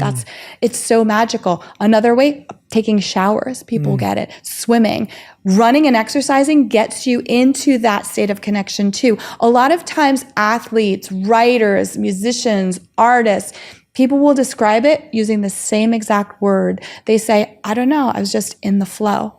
So being in the flow is also like being connected in that state of stillness and then in the outside world. It doesn't mean you're sitting still. It means you're in a state of spiritual connection, right? It is there for us at all times. You could be at a loud, chattery party and you can be still within. It's just going into yourself, knowing and feeling that. And it is something you can feel. You know, some people I think like to work with different exercises to be able to feel that. And some of them will use like chakra points or meridian points to really feel that energy coming in. And those are all wonderful tools of exploration people can do. But you can even do it when you're out grocery shopping, you know, getting into that state of stillness, getting into that moment within yourself where you're connecting to, some people like to call it your higher self. Some people, I call it my team of light, you know, God, universe, whatever you want to call it. The word doesn't matter. Being in that state of being does. And you are always in your highest flow when you're doing that. And you're always going to be guided on your highest path when you get calm and you trust that. As a medium, you obviously interact with people on the other side. And I wanted to know how has that transformed your view of grief and loss? Yeah, it's transformed it completely. And it is such a gift and a blessing. You know, so often I meet people after they've crossed. You know, I'll be talking, oh yeah, I know that person. Oh, well, I actually met him through after he crossed or whatever that might be. It's magical because here's the thing. I think in this materialistic world, which by the way, this materialistic paradigm has been blown to smithereens for over 100 years scientifically, but nobody's talking about it, right? So we're still pretending what you see is what you get and that's it, right? Meanwhile, none of us are solid beings. Like we're not solid, the chairs are not solid, we're just fast vibrating atoms that are appearing solid, right? Get to the quantum level, it gets really fascinating. That's a whole rabbit hole we could have a whole other conversation about. But here's what I have learned through all the readings I've done. These physical bodies, you can think of it like, you know, when you get in your car and you drive somewhere and then you've gotten where you need to be and you get out of the car and you're still going, but the car's there. You don't even think about the car probably. That's our soul and our physical body. We come back here with soul groups, right? And we come back here, we find people in our soul groups. A lot of times we have spiritual contracts to work together. But here's the thing, death is not a dead end, it's a doorway. And it's a doorway back to our true home and to something greater than we can understand with these little brains we have, which to me are really like dunce caps that keep us from remembering where our true home is, why we're really here, all of those things, right? And so love is the most powerful thing there is, and that is the cord of connection always. And every time I'm reading for somebody and connecting with somebody on the other side and they're sitting here, oh my gosh, the feeling I get of feeling that love go through me, it's like being allowed to go to lunch with those people who love each other so much and being able to feel it as well. It's such a magnificent gift. But what's become very, very apparent to me is that love cannot be broken. When we have love for somebody, that is always this cord of light connection that is there. And here's the thing, relationships don't end upon bodily death. I've actually seen them get stronger after somebody's transitioned. Let's say there was somebody here on earth and their loved one on the other side. Maybe it was like a challenging relationship in some ways. Well, the person crosses, goes to the other side, does their life review, and now understands things in totally new ways. A lot of times will apologize, take responsibility for things they couldn't hear, things that there was no way I could know, right? Really specific things where the sitter is like, this is absolutely my dad coming through, and wow, this is real, and wow, I actually don't ever need Laura to talk to him. This love and forgiveness, this relationship is ongoing. And what's more is I can ask him to send me signs as tangible proof that this is real, he's still present. And it changes how people live in the here and now because they realize, and it changes, I think, their grief journey. Listen, there's no shifting the physical loss. Do we love hugging each other? Are we physical beings right now? Yes, and we want that physical touch and ability to, hear someone's voice. But when somebody transitions to their side, they're still very present and loving us. They just don't have voice boxes or arms to hug us. They're going to find ways to do that by sending us signs. And so opening up to that language with our loved ones on the other side and saying, show me that you're still present, guide me, asking for a sign and receiving it like 2 minutes later, it becomes an undeniable truth for you. Or asking for it and then getting it on a very special day like your birthday. You just begin to understand that death is not real. It's real in a bodily sense, but there is something so much greater that comes after. And here's the part where I love to tell people to start looking into and reading literature on studies of people who have had near-death experiences, what they've seen, children who have past life recall, deathbed visions of people talking about their loved ones and their relatives in the room with them right before they cross who had died years before. All of it validates the other information. I remember reading this study of somebody who was going through an operation, had cardiac arrest, saw all the surgeons, heard what they were saying, zoomed up and out, and as they were leaving, they had like clairvoyant vision. Their vision, they saw a red sneaker like wedged in like the top of the roof of the hospital, and then they were in cardiac arrest, I think. They restarted their heart, jumped back in their body.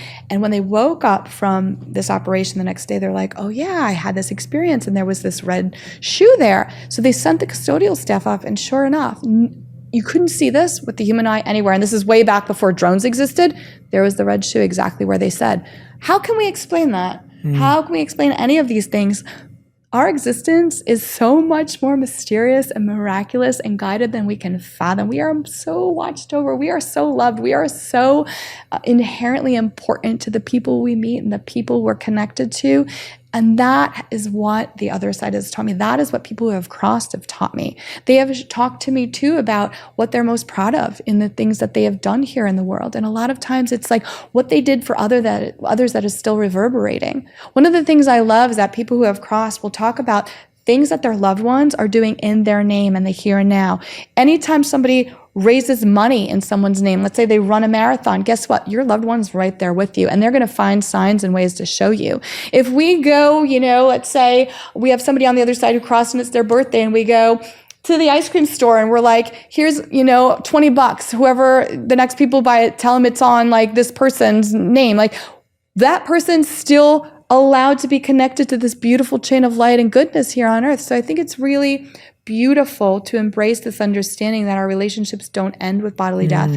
We do need to communicate in a new way, but you don't need somebody else to access that for you. You don't need to go to a psychic medium to talk to, your grandma on the other side. You just have to get quiet within yourself, link up, set your intention, ask your team of light for help, and start creating a language of signs back and forth, because you're going to get them and you're going to see, I always say when I do sessions with people, and I love it and it's very sacred to me, and I'm not dismissing the power of that and how beautiful it is. But I'm always saying, like, you don't need me. It's like if you and your loved one wanted to go out to lunch and I'm like, hi, I'm going to come along, but you can't talk to each other. You have to pass the messages back and forth through me.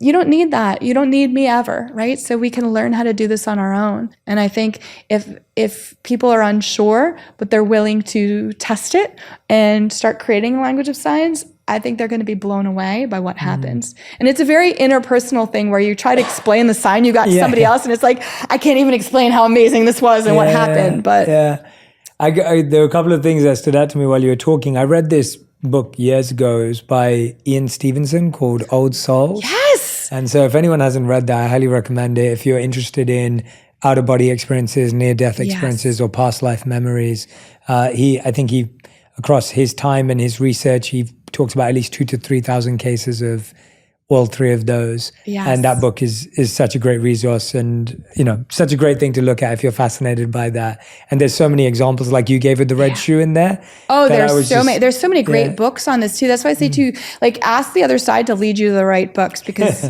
that's how you can learn so much. I think he worked at a University of Virginia's consciousness lab, which is still ongoing. There's just so much research coming out of there. It's really phenomenal. And that was the one thing. And the other thing that came out was, I love this idea of how when someone passes on, your relationship can actually strengthen with them rather than weaken with them. And I love that just as an idea and as a concept, let alone the fact that it can actually work in the way you're saying it. And I think our relationship with the death, like I think what you're saying is that our relationship with death changes when we recognize that it's not the end and that it's a doorway. 100%. And it's almost like that's one of the things, again, talking about things that have been hidden in the world. I think death is one of those topics that's hidden.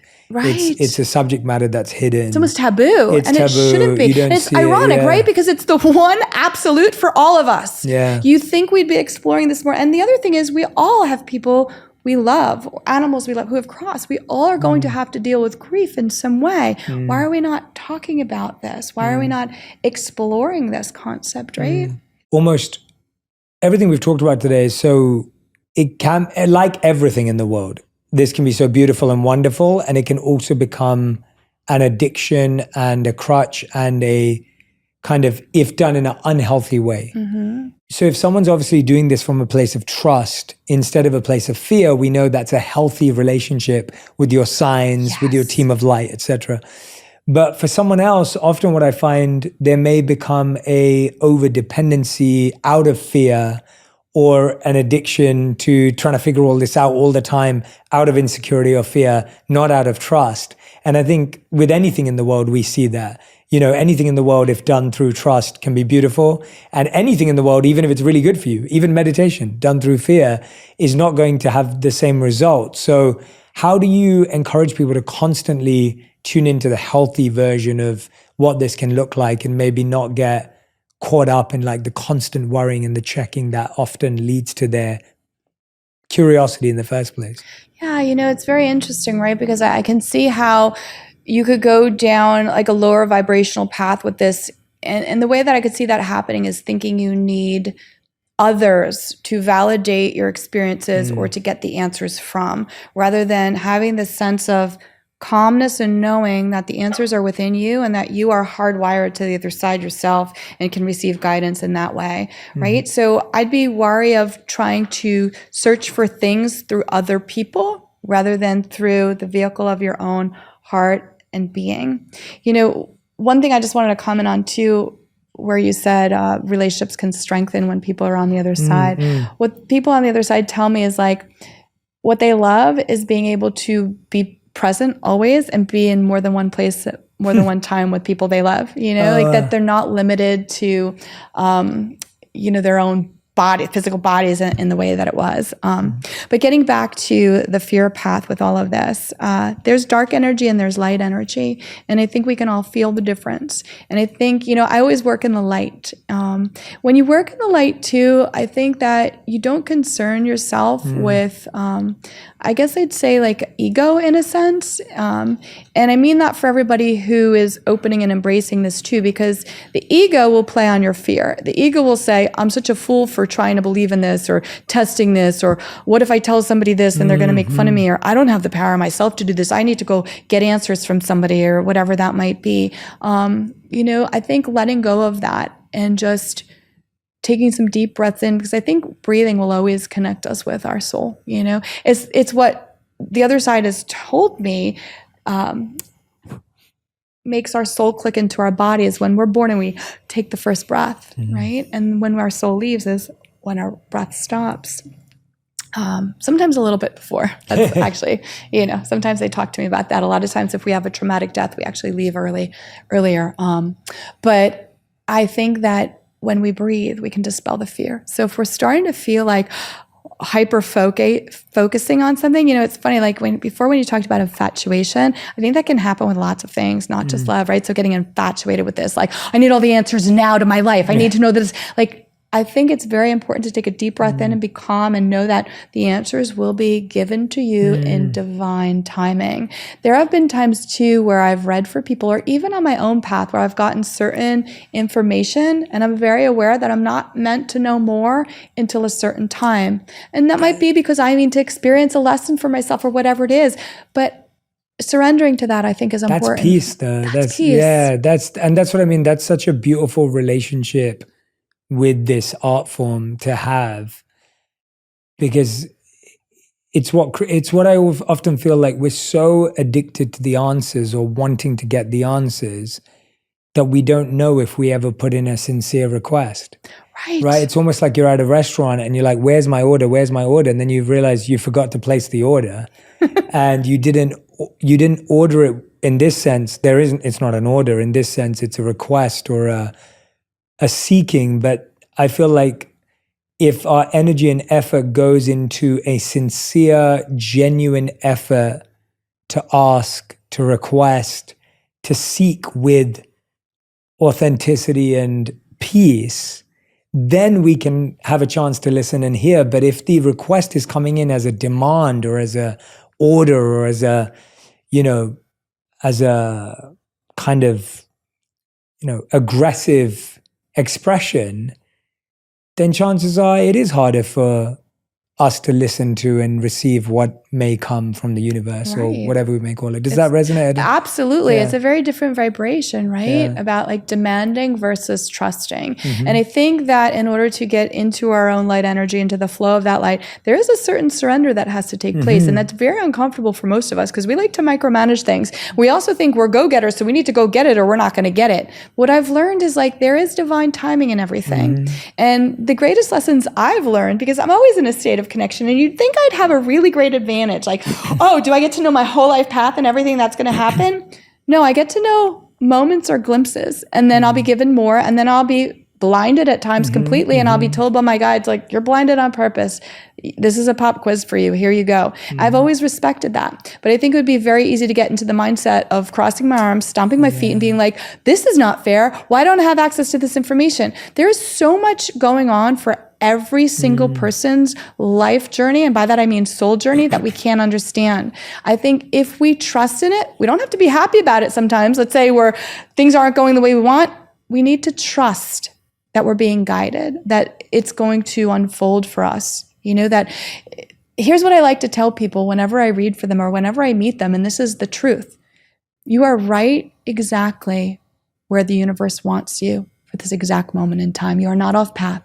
And that might mean that they're in this exact moment of having this incredible opening for change and growth, or that they've worked really hard and this is their rising moment, or they're about to meet somebody that's going to transform their life, or they're about to do some really hard inner work, or they're about to have an epiphany, or they're about to connect their own self to their spiritual self, and their life is going to transform.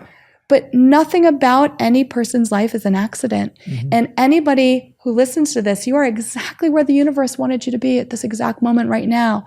It's what comes next. How are you going to open your energy? What are you going to learn to recognize? Because here's the thing. When you start seeing signs, when you start seeing in this connection between all things, and when you start using a currency of gratitude and love and forgiveness and kindness, your world transforms. And when you start seeing these things, you can never unsee it.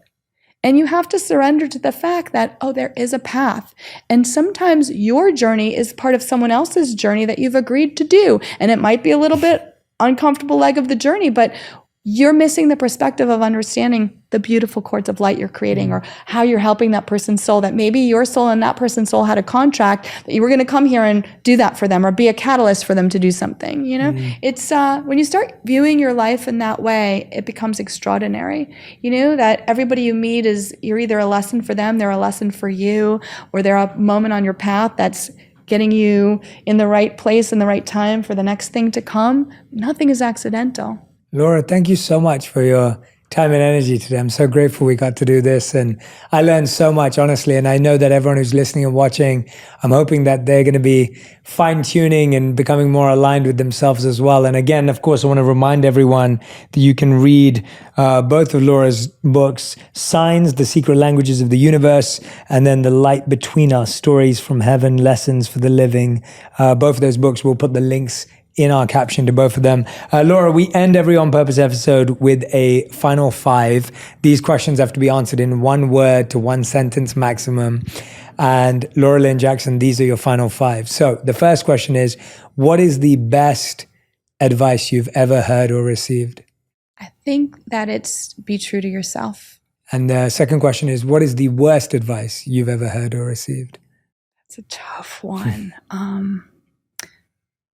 Be competitive.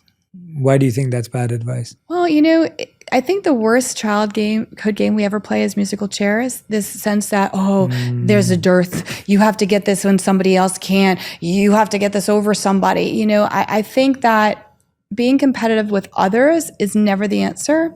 And I think being competitive with yourself is fine. Like driving yourself to be better and better and better. But I think the mindset of there's not enough, be competitive, steal it from the next person, do this, have power over. This is way more than a 1-word answer, right? But I asked you to expand. It's that sort of advice that I think sets us off the wrong way. So don't have your kids play musical chairs, That's I actually really like that parallel. I've always said that it's really interesting how we live in a world where there's a finite number of seats in the theater, or seats in the stadium, or seats in musical chairs, but happiness is infinite. Like there's no limit, but we're so trained in this limited mindset of thinking of, oh my gosh, there's only that many VIP seats, there's only that many seats, there's only that many standing, there's only this many, and that idea of there's only is where I think that competitive point. I love that. That's beautiful. All right, question number 3. What's the best thing to do first thing in the morning and last thing at night to stay aligned with our... This is such an easy answer for me. It's just express gratitude. Both morning and night. Both morning and night. It's the last thing I do at night. It's the first thing I do in the morning. And it shifts your energy completely. I agree. Fully agree. Question number 4. When you feel like you're completely not in the right place at the right time, what do you say to yourself? I say things are always working out for me. And by that I mean, we might have a very myopic view of how things seem to us in that moment, but there is usually a much greater reason, and that we are being guided and loved by forces that we can't maybe see, and we have to trust in that. And I think it shifts you out of like an angry, bitter, forgotten mindset into understanding that you are connected to all things and that you're here for a reason. Beautiful. And 5th and final question, if you could create a law that everyone in the world had to follow, what would it be? It would be kind. It's beautiful. Thank you so much, Laura. It's been so wonderful talking to you today. And I hope everyone who's been listening or watching, make sure you share your best parts of the episode. If you cut them up for Instagram or TikTok, I love seeing all the clips that you put out there. I would love to make sure that you tag me and Laura with the clips, with the moments that really stood out to you, parts you're going to practice, maybe your own stories of signs and moments in your life where you've had these experiences. If you need a safe space, please do share them with us. I'd love to be there. And thank you so much for your trust and love for On Purpose. I appreciate you so much. Thank you, Laura. Thank you so much. It's been such an honor being in the light of you. Thank you. Hey everyone, if you loved that conversation, go and check out my episode with the world's leading therapist, Lori Gottlieb, where she answers the biggest questions that people ask in therapy when it comes to love, relationships, heartbreak, and dating. If you're trying to figure out that space right now, you won't want to miss this conversation. If it's a romantic relationship, hold hands. It's really hard to argue. It actually calms your nervous systems. Just hold hands as you're having the conversation. It's so lovely.